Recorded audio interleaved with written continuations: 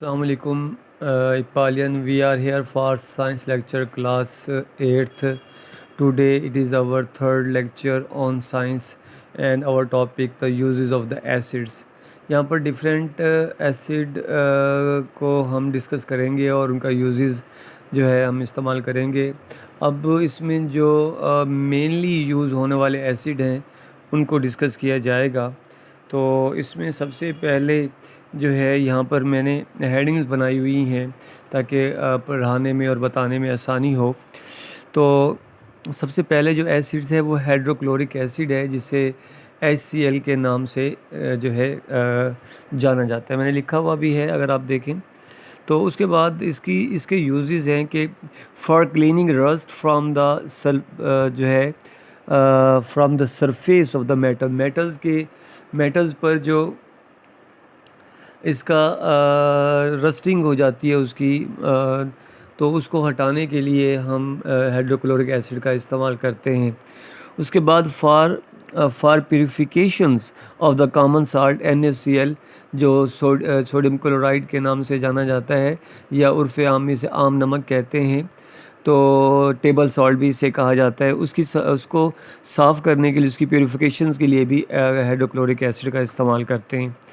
इसी तरह to make एक्वरिजिया ये एक ऐसा जो है सॉल्यूशन होता है जो अपने अंदर जो है गोल्ड जैसी जो है चीज़ों को डिज़ोल्व कर लेता है, क्योंकि गोल्ड हर एसिड में जो है डिज़ोल्व नहीं होता, लेकिन एक्वरिजिया जो कि मुरक्कब है या कंपाउंड है HCl और HNO3 हाइड्रोक्लोरिक एसिड और शोरे का तेज़ाब से कहते हैं हम, जो है नाइट्रिक एसिड इसे कहा जाता है। इन दोनों को जब मिलाया जाता है, मैंने यहाँ फार्मूला भी लिखा हुआ है 3HCl + H2O3। तो एक्वरिजिया का ये फार्मूला है और ये अपने अंदर कैपेसिटी रखता है noble metals such as gold जैसी जो है धातुओं को अपने अंदर जो है डिज़ोल्व करने की खासियत रखता है। उसके बाद जो है फॉर मेकिंग ग्लूकोज बनाने के लिए फ्रॉम स्टार्च जो नशास्तदार ग़िज़ाएँ होती हैं उन्हें स्टार्च कहा जाता है। और इसके अलावा for the proper digestion of food in stomach, तो इसकी मिक़दार 0.02% से लेकर 0.05% तक इसकी मिक़दार जो है हमारे मैदे में जो है मौजूद होती है। ये था इसका इस्तेमाल। नंबर 2 पे हमारे पास नाइट्रिक एसिड जिसे HNO3 कहा जाता है। तो HNO3 जो है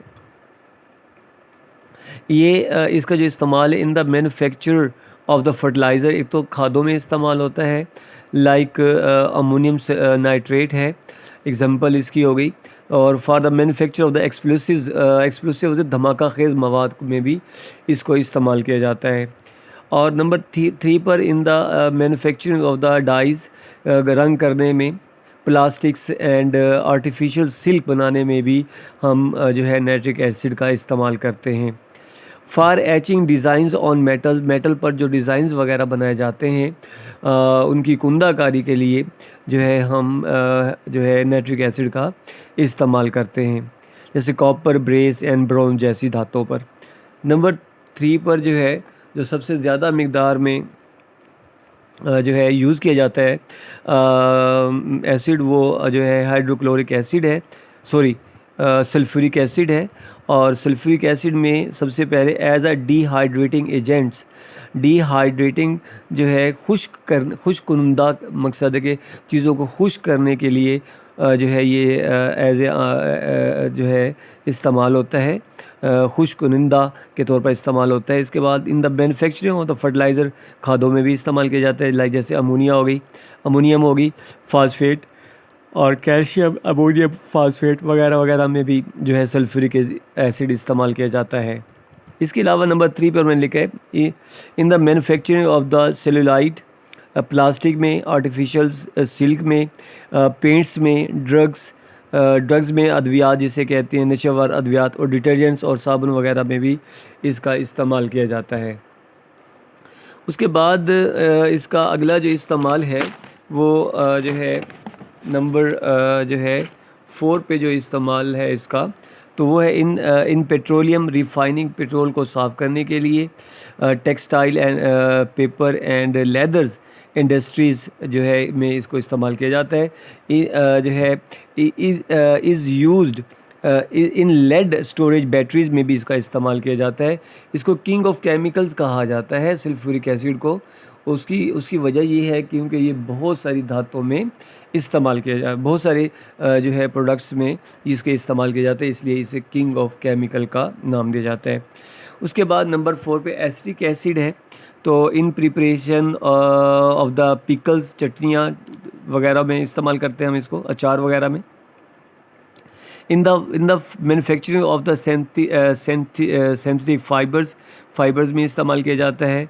तो ये इसके दो इस्तेमाल आते हैं एसिटिक एसिड के। आज मैंने आपको जो है डिफरेंट एसिड्स और उनके इस्तेमालात बताए, और उम्मीद करता हूँ ये आपको समझ आया होगा, इसको याद भी करेंगे, और यही आपका होमवर्क है, write down the use of the acids हैं। जो सारा कुछ पढ़ाया गया यही आपका होमवर्क है। और जो है इंशाल्लाह आने वाले सैटरडे पे जो है इन केस अगर स्कूल बंद होते हैं तो आप ये सबमिट कराएंगे स्कूल में, जो है 8 बजे से लेकर 12 बजे के दरमियान तक। अल्लाह ताला आपका हामी नासिर रहे। अल्लाह हाफ़िज़।